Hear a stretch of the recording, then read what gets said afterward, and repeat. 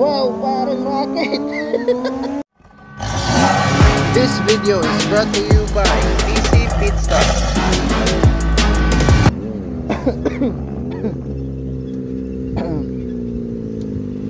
Diretso na nagagawas. Oh, diretso ako kay napakoy lakon unya man. Adi ay?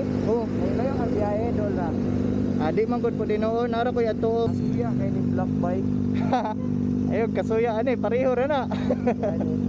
Hindi katulog malimot ra. Oh, malimot ra. Importante na ah.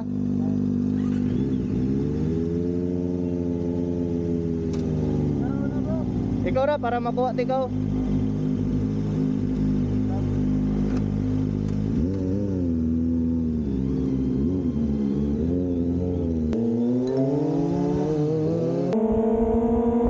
So, good day ulit mga boss, no? So, for today's video, sasamahan lang natin, nag-volunteer tayong samahan itong tropa natin na si Motozek na magpa-change oil. Sa shop sana natin siya magpapa-change oil. Yun nga lang, wala tayong tools na pangtanggal ng fuel filter kasi hiniram. So ayun, nireto natin siya sa tropa natin. Magaling din naman yun. At yung shop na yun yung pinagkakatiwalaan kong talaga sa mga in terms of engine, modified man or stock, sila yung pinagkakatiwalaan ko mga boss. So ngayon lang hapon nagchat sa atin si Motozek na meron ba tayong oil filter. So yun naman, meron kasi tayong mga konting nakuha. Ano ba yan, nangangawit agad yung kamay natin. So yun nga, meron tayong mga nakuha ng mga maintenance na pangangailangan ng motor natin. Medyo mas mababa na din kaysa sa SRP na bentahan, no mga boss. So habang nasa biyahe pa tayo ngayon mga boss, papunta dun sa tinutukoy kong shop, pag-isipan muna natin yung anong magiging topic natin para sa journey ito mga boss, no. So meron tayong natanggap na mensahe mula sa follower natin mula Nueva Ecija, no. Shout out sa iyo Kent Lance Oragilio. So ipapakita ko na lang sa mga screens ninyo mga boss, no, yung message niya sa atin. Sinasabi kasi niya na meron din po daw siyang ZX25R. Actually dream bike niya din magkaroon ng isang ZX25R mga boss, no. Pero sabi niya nagkalaunan habang tumatagal daw mga boss na nagiging ZX25R owner siya is nafe-feel niya na nagsasawa na siya sa motor. So nangihingi siya ng insight sa atin mga boss, kasi nakikita niya na masaya daw tayo sa ZX25R natin. So ano daw dapat yung magiging mindset mo para maging masaya ka kahit 250cc lang tong motor mo. So ganito yan boss Ken. So may iba-iba kasi tayong preferences or yung mga gusto sa buhay. Ako sa side ko naman mga boss, meron akong maraming kino-consider na factor bakit ako nagsistay sa ZX25R. Unang-una, yung abilidad ko mismo mga boss. Kasi bago ako nagkaroon ng ZX25R, Raider 150 lang kasi yung motor na ginagamit ko dati. So hindi naman tama siguro na from Raider 150 magja-jump ako na agad ng ZX6R, 'di ba?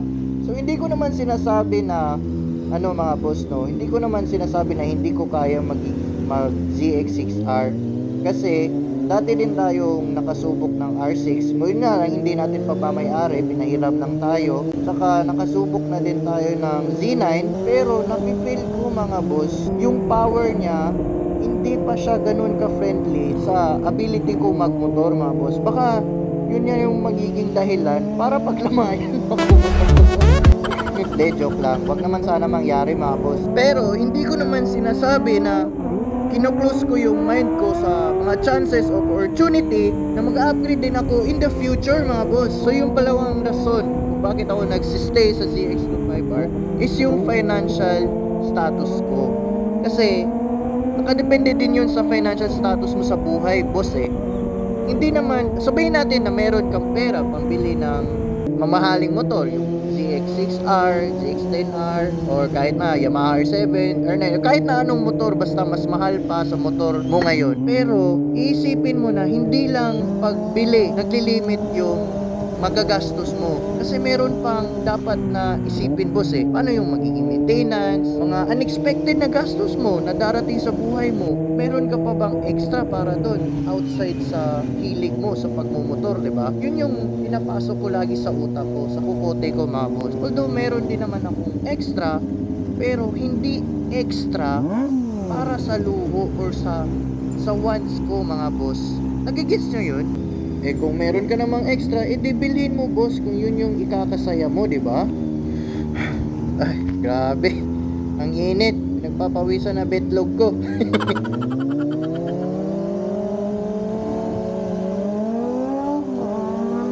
Wow, parang rocket.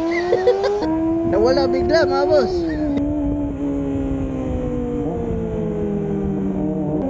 Sus. Kalingaw man eh. Woohoo!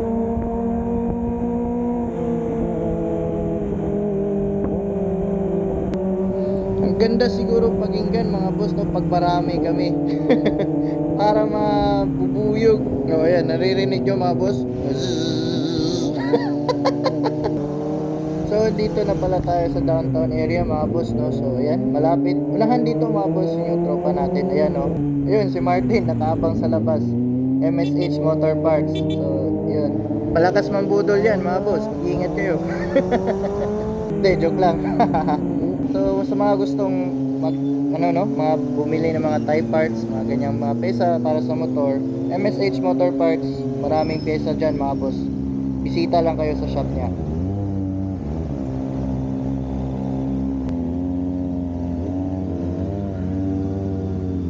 Grabe mga boss, nakakahiya to. Pinagtitinginan tayo ng mga tao dito.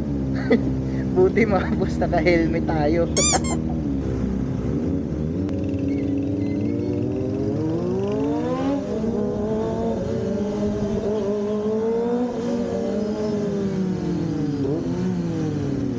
So yun mga boss, malapit na tayong dumating sa tinutukoy kong shop no. So liko lang tayo dito sa left. Straight na natin to, tapos makakarating na tayo doon mga boss.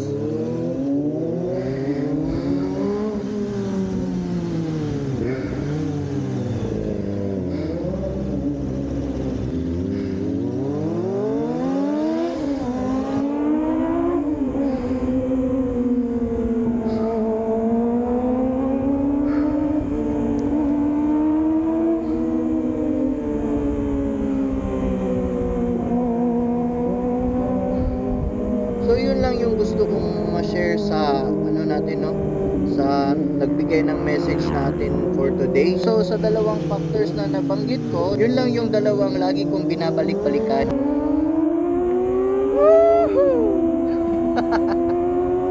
So yun yung mga boss no, ito yung sinasabi ko sa inyo na at least ma-enjoy mo yung speed na kaya mo namang i-handle, di ba? Tsaka sino ba namang hindi ma-enjoy sa inline 4 na tunog?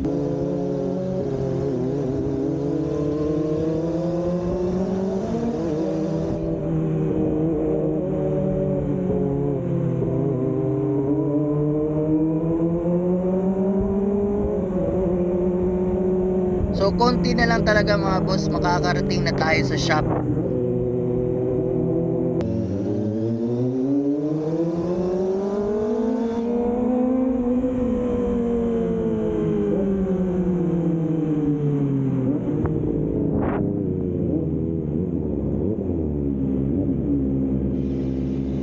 Andito na tayo mga boss sa DC Pit Stop. Ilabang ra na dito bro. Dito.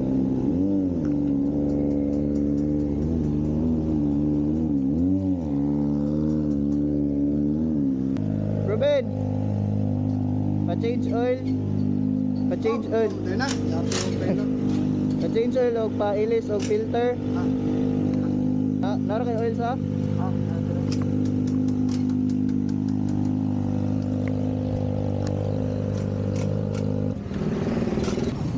Rides ka ugma? Mo rides na daw to sila street sweepers ugma. Dili dagay ko kay murag ugma na ko'y trabahoon. So basin mga third weekend na.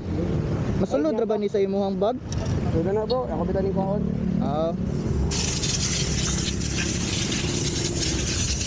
Okay ra no? Okay ra na. 100 okay ra na. Dayon, tara isulod na lang ni diha. So, video. Nana na siya lobe, nana po na siya Brush. Cleaner. Then filter nimo. So, ano tanan bro? 285 plus 960.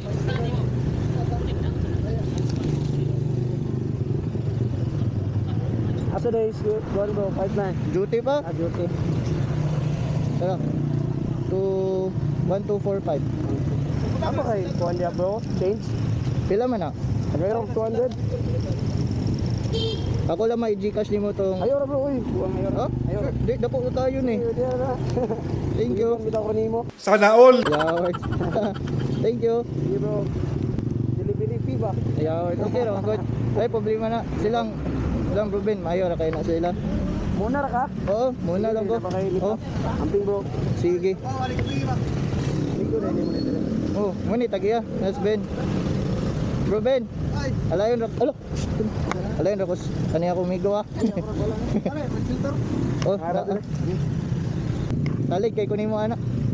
Sige bro, thank you. Oo. Ay kay Nas Ruben anak. Yeah bro, sige. Nya, una ra ko ha. Sige, ayo. Kahit siya ta. Oo, sige. Chatera niya ako.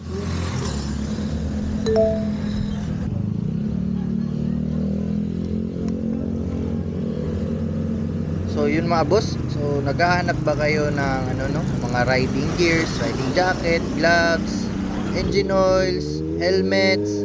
Meron lahat 'yan sa DC Pit Stop. So alis na tayo mga boss, no? Medyo naputol yung topic natin kasi nag-enjoy tayo dun sa speed natin kanina. So konti lang naman yun, pero at least na-appreciate natin yung motor natin dahil doon mga boss, di ba?